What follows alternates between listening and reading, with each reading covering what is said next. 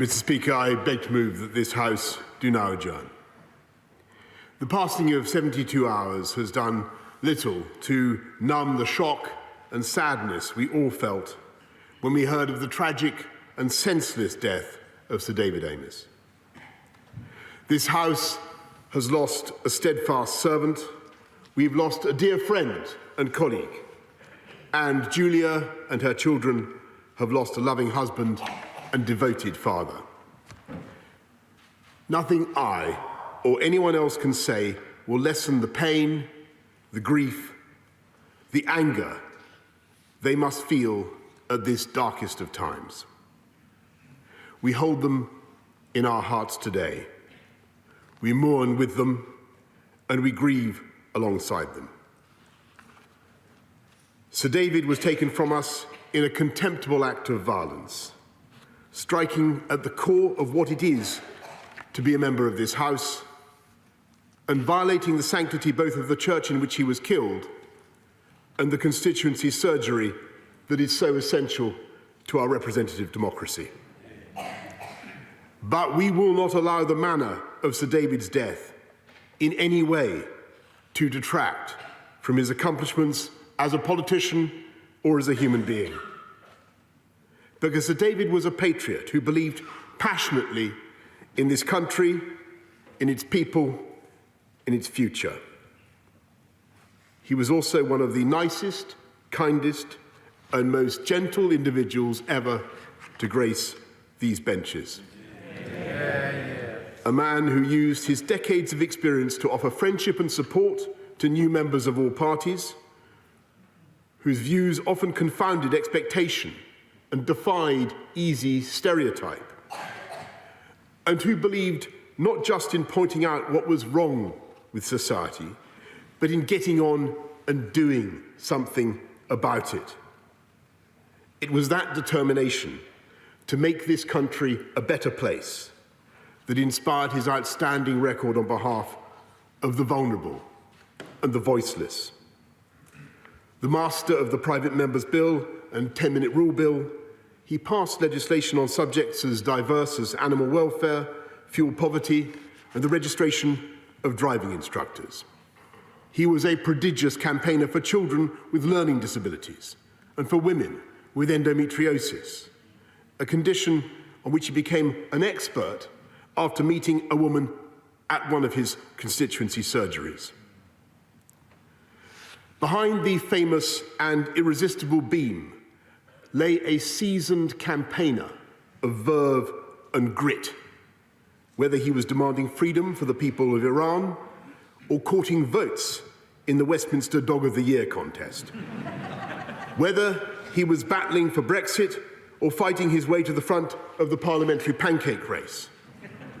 And as every member of this House will know, and as you have just confirmed, Mr. Speaker, he never once witnessed any achievement by any resident of Southend that could not somehow be cited in his bid to secure city status for that distinguished town.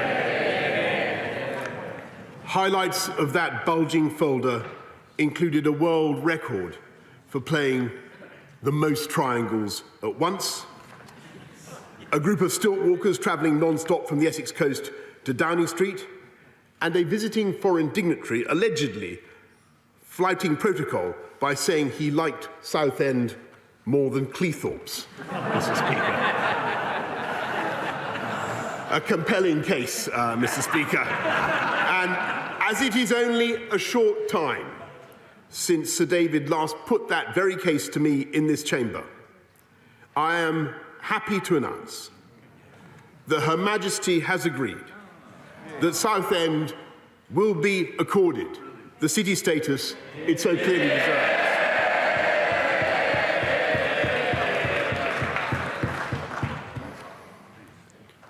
That Sir David spent almost 40 years in this House, but not one day in ministerial office, tells everything about where his priorities lay. He was not a man in awe of this chamber, nor a man who sought patronage or advancement. He simply wanted to serve the people of Essex, first in Basildon, then in Southend. and it was in the act of serving his constituents that he was so cruelly killed. In his recent memoir, Sir David called surgeries a part of the great British tradition of the people openly meeting their elected politicians.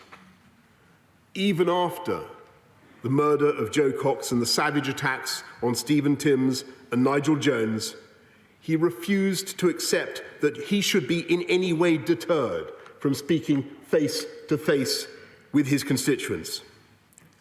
And so when he died, he was doing what he firmly believed was the most important part of any MP's job, offering help to those in need.